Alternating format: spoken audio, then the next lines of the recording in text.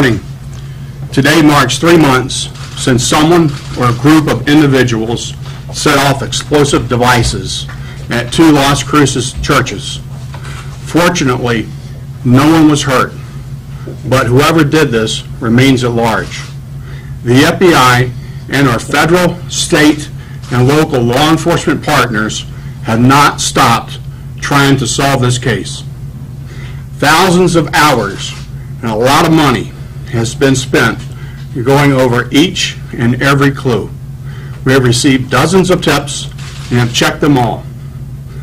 Although we have no significant breakthroughs to announce, we want to remind the public of 2 things. 1, the FBI is offering a $20,000 reward for information leading to the arrest and conviction of the person or persons responsible for the August 2nd explosions. And 2, anyone with information about these incidents is asked to call a 24/7 toll-free number we set up for tips, and that is 1-800-CALL-FBI or 1-800-225-5324. We are still interested in finding a person of interest who may know something about what happened last August. We released a 20-second video a few days after the explosions that shows an adult male walking through the parking lot of the Calvary Baptist Church around the time of the incident at that church. The man is wearing dark blue short-sleeved t-shirt, plaid shorts, and hiking boots. He appears to be carrying a package or a bag. Somebody out there knows who is responsible for these explosive devices, and it's time that person came forward. Setting off an explosive device anywhere, especially at a house of worship, is intolerable in a free country.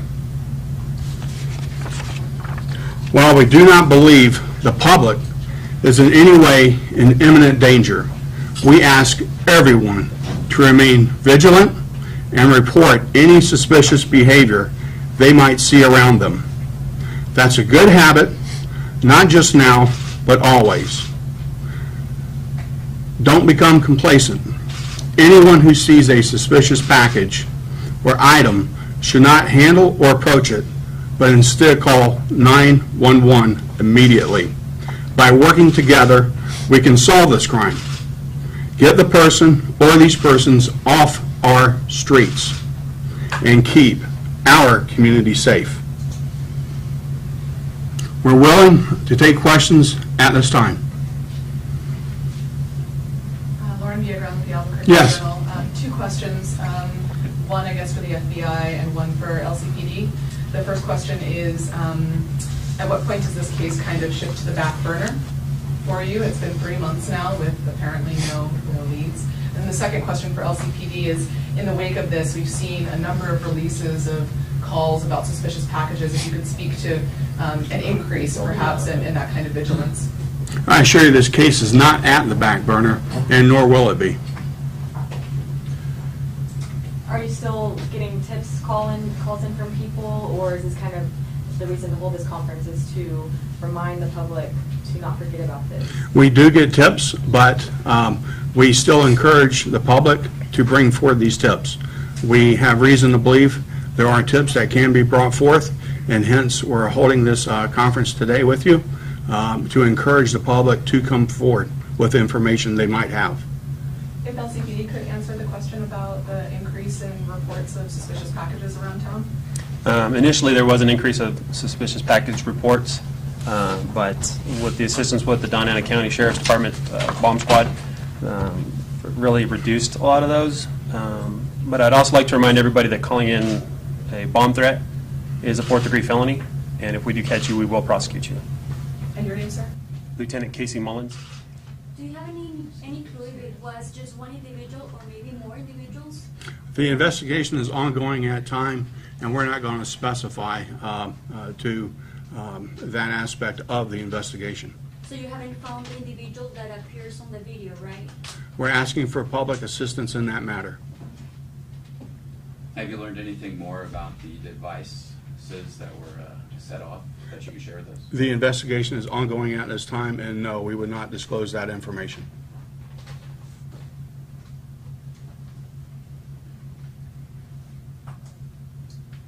Have you learned anything more about the potential ties between the two explosions and the third device that was found at Presbyterian?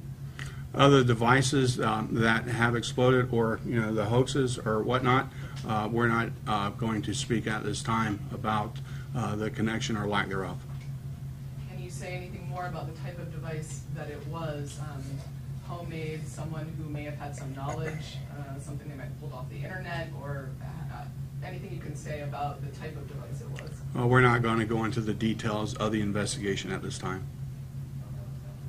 Would any of you be willing to just speak on how a situation like this has kind of changed you as an agency? I mean, this was something that was kind of unexpected here in the city of Las Cruces, and since then, I'm sure you all have had to come together in ways that you really weren't prepared for. We are professional law enforcement agencies, and we all work collaboratively on investigative matters, and so we continually, day to day, work together hand in hand on matters.